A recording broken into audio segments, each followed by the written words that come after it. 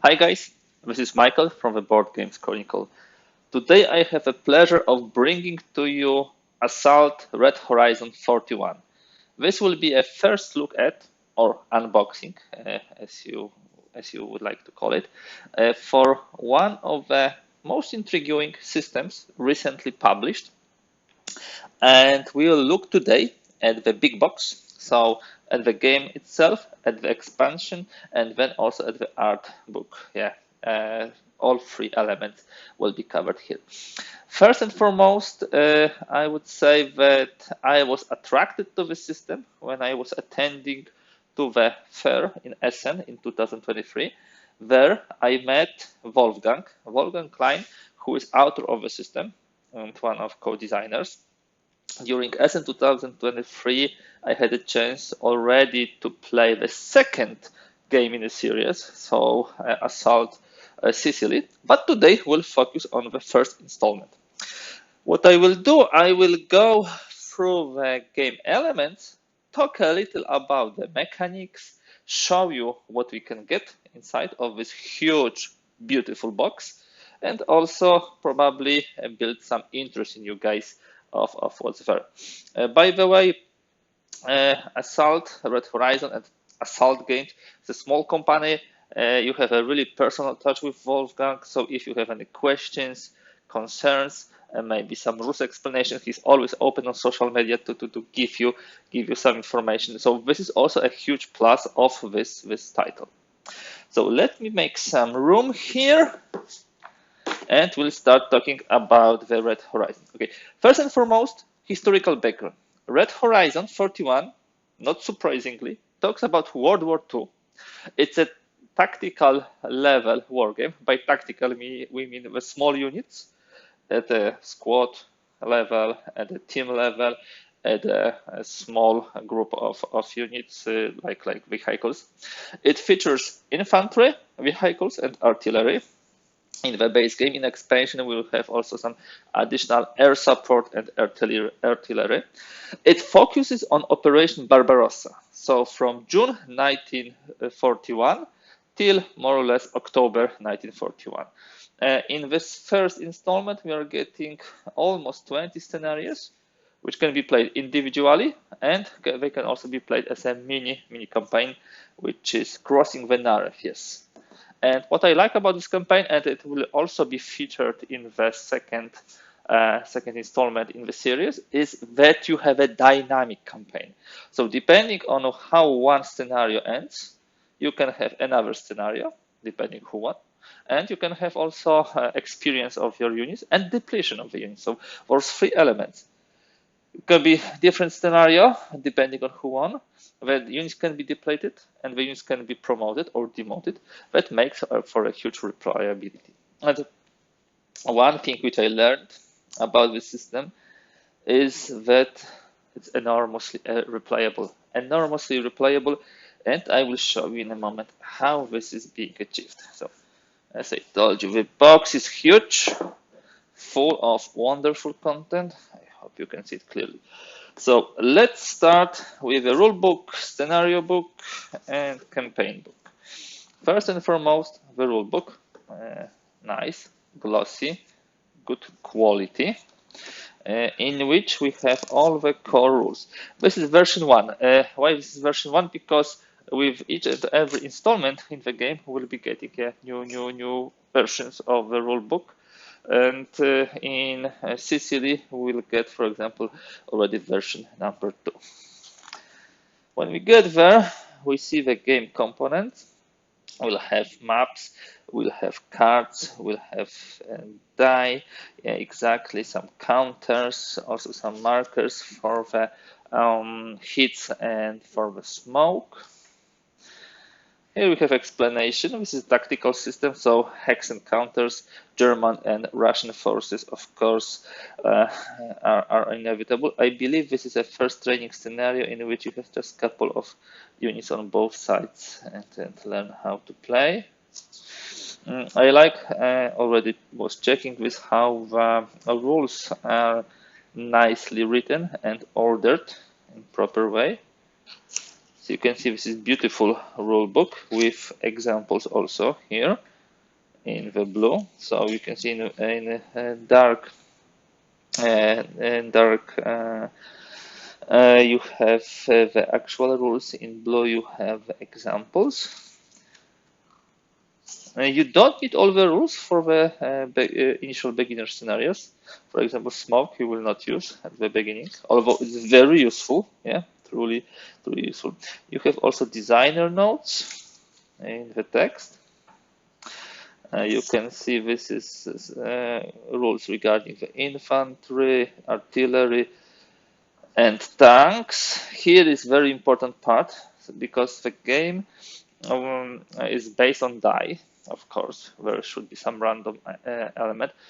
But what I really like about it is that you don't have tons of modifiers, +1, -1, divided by 2, divided by 3.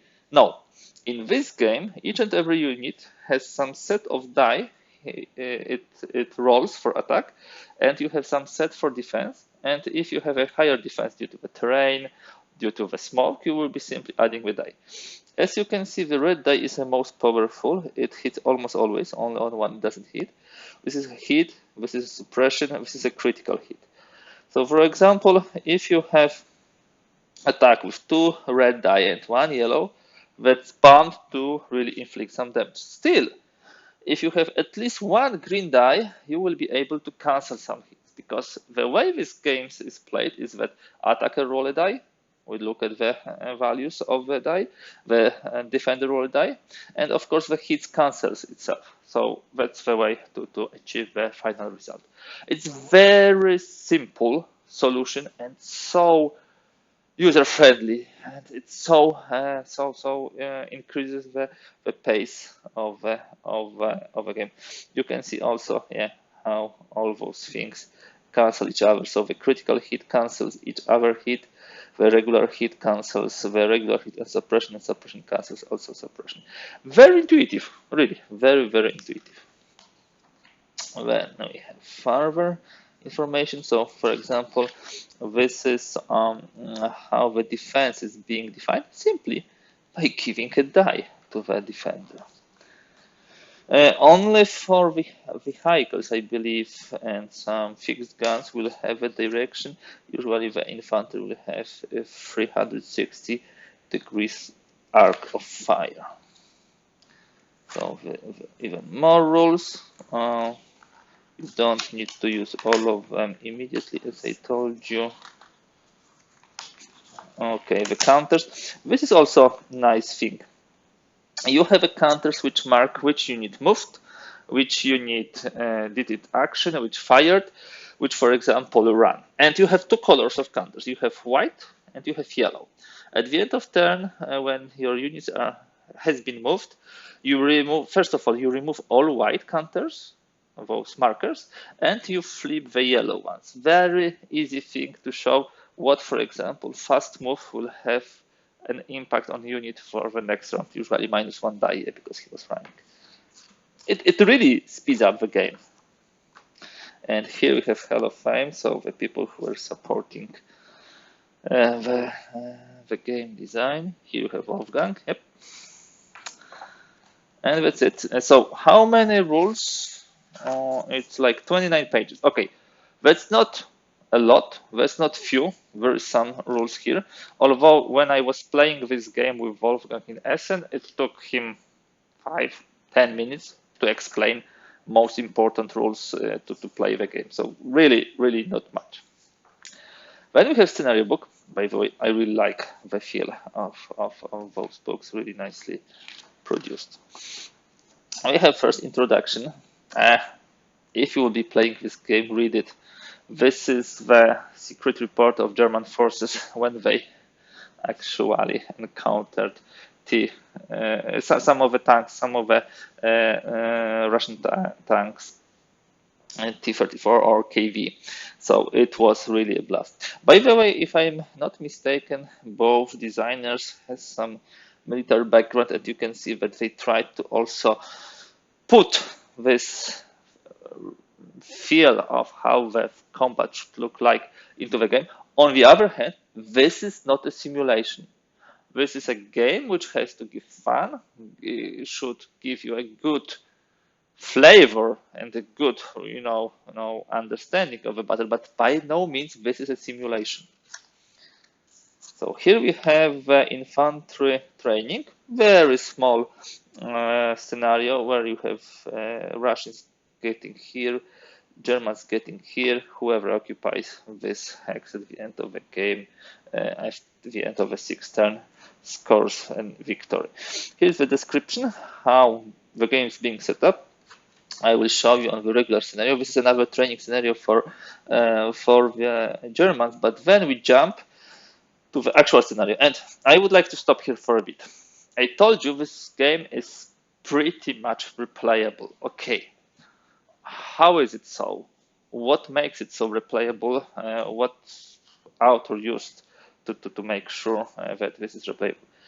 If you look here, you see where the Russians are being deployed and where the Germans are being deployed, and you see the formations. There are formation cards. I will look into them in a moment. And those formation cards you draw by random. Each formation card has composition units of similar strength, but they can be different. You can have like 2 MGs or maybe 5 rifles. You can have 5 light tanks or maybe 1 heavier tank. So from scenario to scenario, you can get completely different composition of forces, and you have not fixed place where to put them. You will be deciding where to put them. So that really makes for the replayability. As you can see, it tells you also which tiles to use for the map. And these are all historical scenarios. Yeah, attack from both sides and some victory points. Then this is a game with reinforcements, a larger one already. Yeah, then we have another scenario, some bigger ones, like 3 tanks here. Here we have 1 artillery and tank, I believe, and 2 infantry ones. Another bigger scenario. Pretty large scenario this time, a lot of maps as you can see, but you have Germans coming from 2 sides, so it can be played with more than 2 players, I believe. Here definitely you can play with more than 2 players on 2 sides. Yeah, you can see that these are not as simply standard scenarios. The maps are differently shaped and you are getting a lot of interesting options. And as I told you, each time, based on what you draw here, you will have a different scenario. Each time you will set up also differently. A lot of scenarios, I believe, up to 20, if I'm not mistaken. Yeah, so these are the scenarios, like 15, but you will also have some in the campaign book. So cool, a lot of good stuff, which is very replayable. And then you have also the campaign book for Crossing the Narrow. Told you that this can be played in a pretty dynamic way. So we have the introduction. Narew is a river in Poland, which was critical when the Barbarossa started because of the bridges there, and the German 7th Division was fighting for this with the Soviet 13th Rifle Division. You have some special information about the campaign. You can see also here the status of it. Also, the levels of experience are being used here, like recruit, regular, hard, yeah. So veteran, elite, hardened, yeah, that's important. And here you will see the sectors of the map and of the game victor's condition and scenario, how it's being described. So you can see that we have some intro, we have a situation map, and we have a scenario. And we have to, let me see from the other side, it will be easier for me also to show it to you. You have blue faction, you have decisive victory depending on the end of the game, not a long one, 8 turns, defeat, and then where you go, to which sector. So depending on the results, you will be going into a different sector, yeah? Just a reminder, you have a sectors here, and there will be a different, outcome. Sector 2, advance the line. Okay, so most, and depending on the result, we will go to sector 3, 3A, or maybe 6A. And this is depending on the blue faction, so the Germans' result. I like how it's being combined, because each time the campaign can play different. And you will be the session report after such campaign would be really interesting, because you can, for example, match those maps and show the progress during the campaign. That's pretty cool. Okay, it seems like the Germans are breaking out. Definitely take the bridge. There's a lot of scenarios, but you don't play all of them. I believe, depending how long the campaign is, you will have like 4 or something like that scenarios played. You can see here, these are the scenarios more in the Soviet favor. And you can play them, of course, individually, although I really strongly suggest to play them as a campaign, because you would have, as I told you, different paths of scenarios. The units are having experience and the units having depletion also, which is pretty cool. So as you can see, tons of scenarios. Here is a campaign log and unit experience log, because we would like to mark which units have which type of experience. It will have impact later on. And unit identification and classification. Cool. I really like it. I told you that there is endless replayability in the system, and I was not underestimating this. A lot of scenarios here, but then also the campaign. What else do we get in the box? Of course, the player aids, version 1.0, which tells you about various things like terrain modifiers. Always the terrain modifier gives a die. Yep, pretty easy, pretty straightforward. There is also spotting, because in some terrain you might not be able to see the opponent properly. And attack and defense dice in range fire also, the description how it works. I will not be going into details here, it's just a reminder for you during the play. Not very extensive play rate, as you can see, enough to cover all critical rules. And then we have the units. First of all, we have Germans, rifles 41, 20mm flag, it has to have direction. Yeah, we have Panzer III, some trucks. This is the markers for unit experience. And to be quite honest, this is a low counter density game. You have one counter of a unit, maybe you have a counter for its experience, but only in campaigns. Yeah, usually in campaigns. It might be also in individual scenarios, and potentially you have trucks which will be transporting them. Here is full strength, half. Yeah, their strength is exactly here, like 2 strength for this unit. Here we have even more tanks. Panzer 38 Stuck was powerful during this time. You have also a flag, so the only thing which could potentially penetrate the heavy tanks of Russians during that time. Okay, then we have both some German units, and we started with Russians. We have cavalry, we have KV-2 and T-34, and of course some markers for experience. I put it out. It goes really nicely. It's pretty well cut, good quality. Some more infantry on the Russian side, but also some more fixed guns. Here we have more Germans. I think a proper storage solution will be very soon developed by me, based on Cube for me. of course. Here, more Russians, rifles, 76mm artillery. Here we have anti-tank guns. Oh, and the tanks. We have trucks. We have BT-7, very quick tank.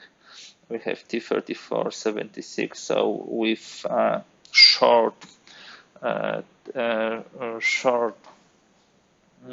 you call it? I forget completely in English, but it was lower velocity than 85 version, yeah. So it has different time, and I don't believe during this time they have yeah, this newer model. No, they didn't. We have also T-34, 35, yeah, so all this great stuff. And then NKVD, of course. They were there, KV1, KV2, powerful tanks. We'll see the cards in a moment to check their parameters and how it's being, designed in the game. Now we have all those auxiliary tokens, so that somebody was firing, turret fire.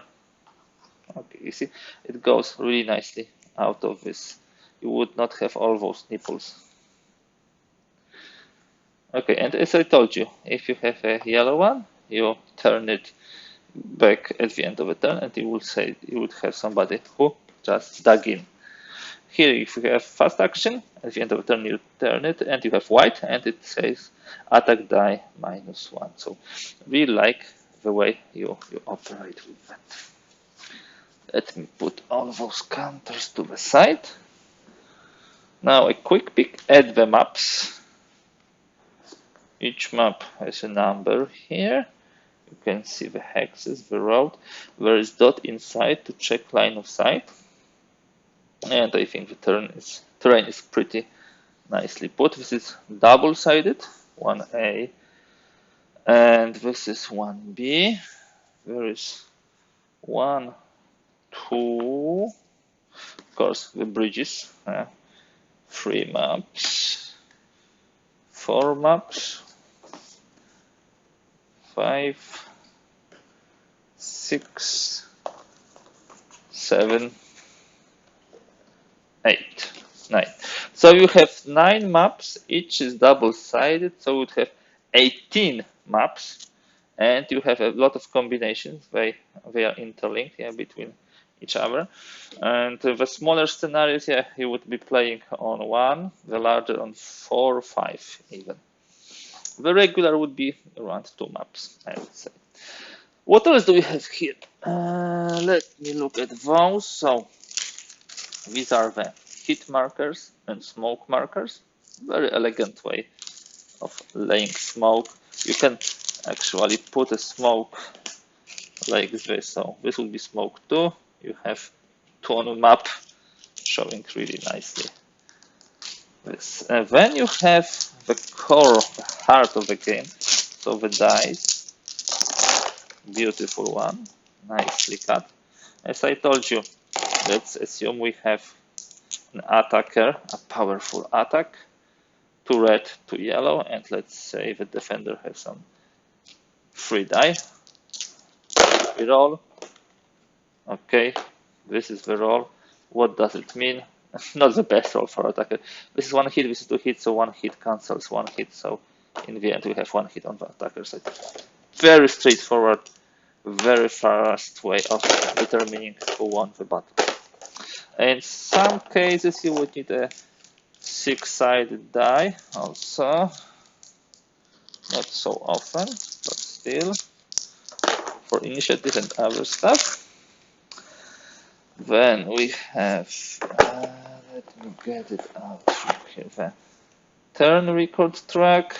These are the objectives. Yeah, this is the control marker. Both I would need to check and treat. What's this exactly? Now, the cards. Let me open them because I would like to show you some stuff here. There will be the formation cards. and there will be also the command card.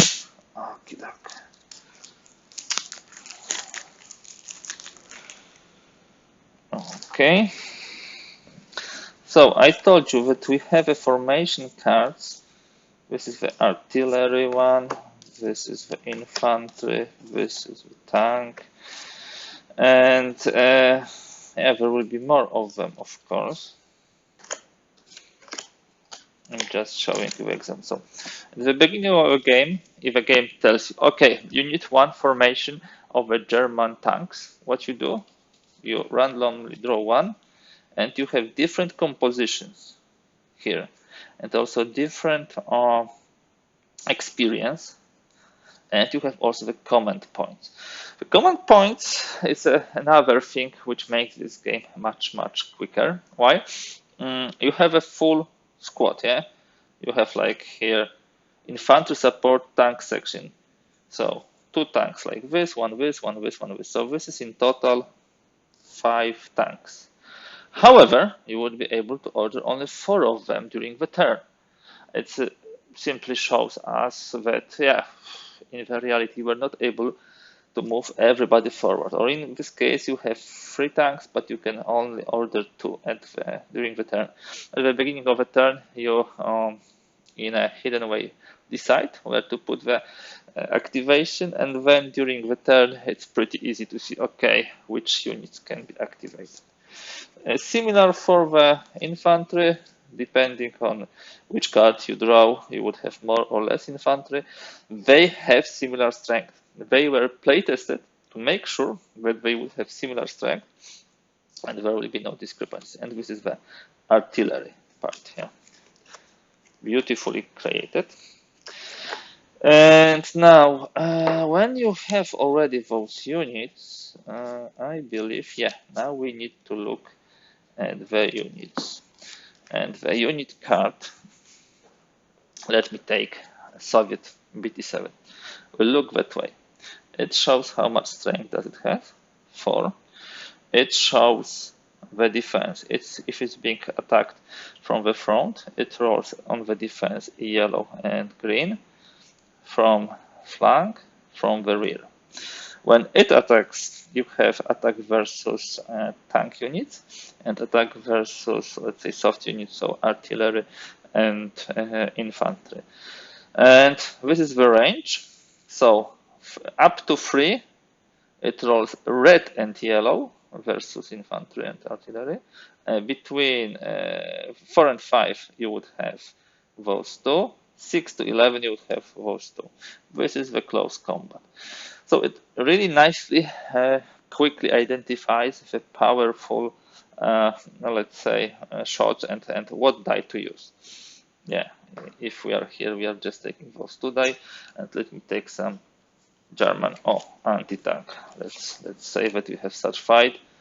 If in this case the tank comes within the range of 3, so anti-tank will fire at the tank with 2 green and 1 blue.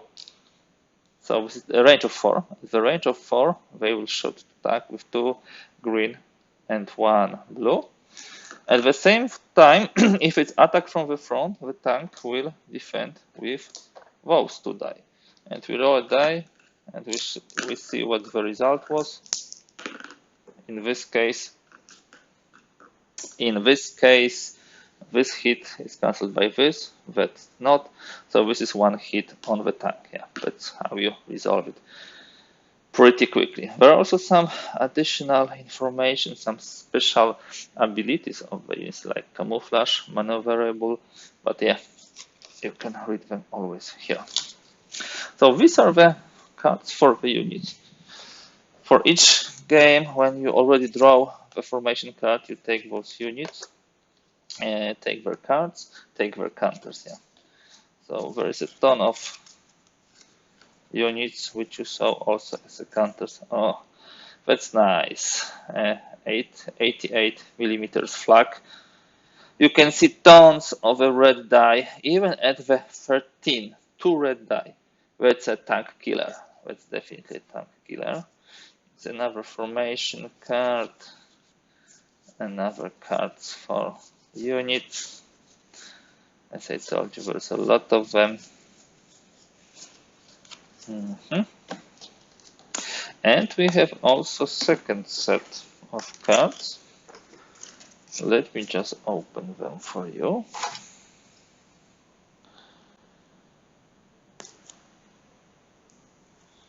Okay, and need to be careful not to damage the cards.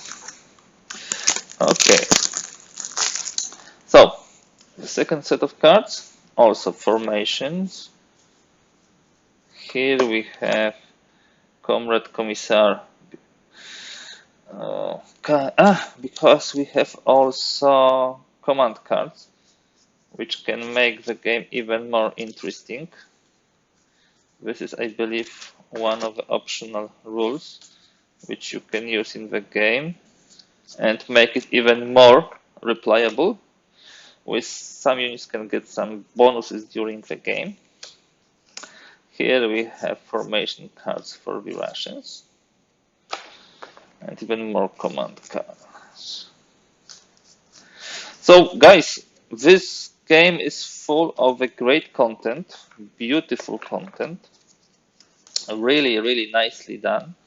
And I've already told you that I played this game, so had the ability to check what's there and how it plays really nicely. Let me try to pack it now. One comment which I spotted on Board Game Geek and which I would like to comment on is, there was a question, okay, what's the price for this game and why the price is so high? This is not the most expensive game, but this is not the cheapest game. The answer is very simple. If you want a luxury German car, BMW, Audi, or Mercedes, you need to pay for this. And what you are getting here, you are getting a Mercedes in the world of board games, and especially tactical board games. This is meticulously planned, designed, and published game. Beautiful, replayable, and really giving you the content for many hours of play. As you have seen, really, really a lot inside. That's not everything. We have two more things which I would like very briefly look at. This game was published in 2021, then it got a small expansion in 2022, and the expansion is following. We have a yes, let me get it out from that way. We have expansion which gives you more possibilities for the airstrikes and for the artillery strikes. There is not so many rules here, and just a couple of pages of additional rules describing this new game mechanics for the airplanes and artillery. Of course, there are new scenarios. I am really grateful to Wolfgang that we are not only getting additional rules, but the scenarios. These tiles represent the destroyed terrain. So artillery can, for example, destroy the buildings. Here we have a tactical air support task. And here we have off-board artillery support, OAS. So both things are here. Nicely done. Last but not least, we have also the cards for some of those new units like artillery strikes. Let me just open it for you so we can have a look at this.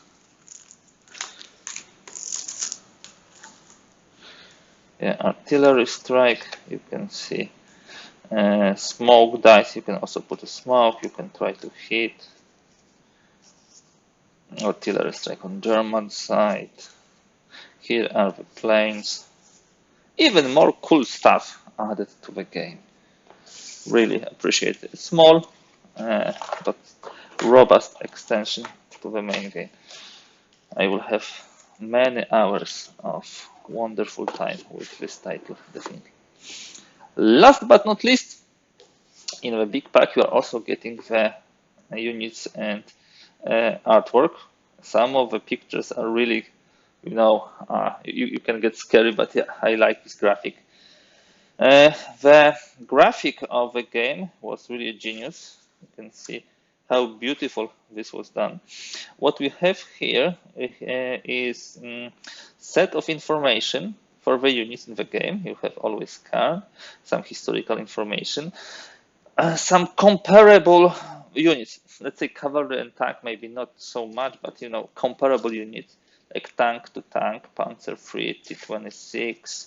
Here you have Panzer 40, 34. Yeah, you can see how they fire, at what range, also what kind of armor they have. You have another Panzer and PT-7, KV-1 and Stuk. Stuk probably one of the few which can damage KV-1 head-on.